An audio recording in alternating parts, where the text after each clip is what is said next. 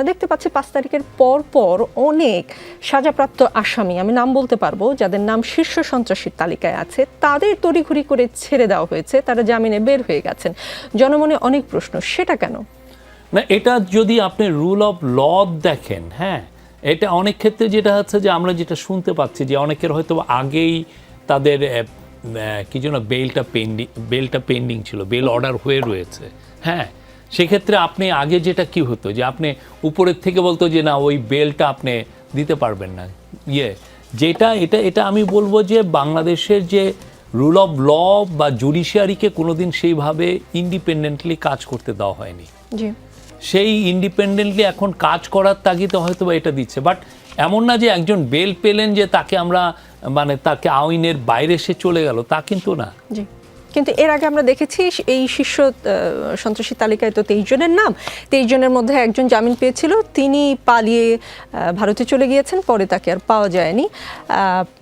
কাজেই 1 মাসের মধ্যে পর পর এত তড়িঘড়ি করে 23 জনের মধ্যে এত দ্রুত জামিন পেয়ে গেল, সেটা কি আসলে কোনো সন্দেহের উদ্রেক, যদি কেউ মানে কারো যদি সন্দেহ হয়, সন্দেহ করাটা কি আসলে এটার পুরোপুরি আমার মনে হয় উত্তরটা দিতে পারবেন আমাদের ইন্ডিপেন্ডেন্ট জুডিশিয়ারি। আমরা চাই বাংলাদেশে একটা ইন্ডিপেন্ডেন্ট জুডিশিয়ারি ফ্লারিশ করুক, তারা তাদের মতো যেন মানে কোনো ধরনের ইন্টারফিয়ারেন্স ছাড়া তারা একটা ডিসিশন নিতে পারে এবং তারা একটা মেরিট বুঝে যে এই লোকটা কি, আমি ওটা দেখবো না, কিন্তু কেসটার মেরিট কি সেই অনুযায়ী যাতে সে ডেলিভার দিতে পারে, তার জাজমেন্টটা দিতে পারে, আমরা এটা চাই।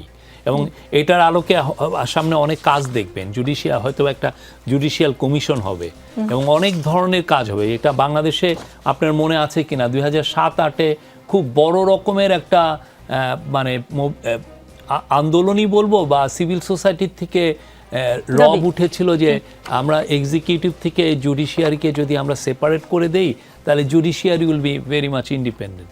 তো সেটা কি হয়েছে?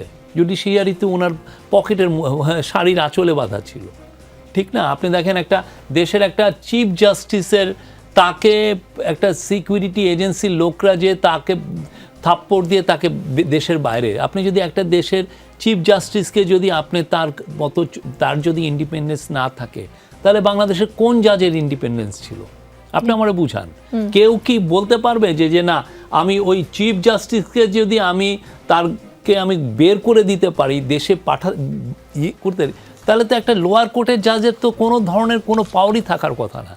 তো সেই জায়গা থেকে আমরা জুডিশিয়ারি যাতে ইন্ডিপেন্ডেন্টলি কাজ করে এবং প্রত্যেকটা কেস, হ্যাঁ, তারা যেন ইন্ডিপেন্ডেন্টলি তাদের মতো করে ভার্ডিক্ট দিতে পারে এবং এই যে আপনি যে কোশ্চেনটা করলেন সেটার উত্তরও যেন তারাই ভালোভাবে দিতে পারে, সেই জায়গাটায় আমরা পৌঁছতে চাই। জি, তার মানে আপনি বলছেন বিচার বিভাগ স্বাধীন এবং সেই জন্য গত 1 মাসের মধ্যে সুইডেন আসলাম, কলাবাগান ইমন, আব্বাস, টিটন, পিচ্চি হেলাল, ফ্রিডম রাসু, পিচ্চি হেলাল, সবাই আমরা চাই একটা জুডিশিয়াল ইন্ডিপেন্ডেন্স আমরা চাই। আমরা চাই জুডিশিয়ারি তার ইন্ডিপেন্ডেন্টলি কাজ করুক এবং সেটার জন্য যে বটলনেকগুলো আছে সেটাও একটা রিফর্ম এজেন্ডার মধ্যে এটাও আছে। রিফর্মগুলো হয়তো সময় নিবে, বাট এইটা পুরোটাই আমি বলবো যে রাষ্ট্র মেরামতের একটা বড় জিনিস হচ্ছে আপনার জুডিশিয়ারিকে মেরামত করা। জি।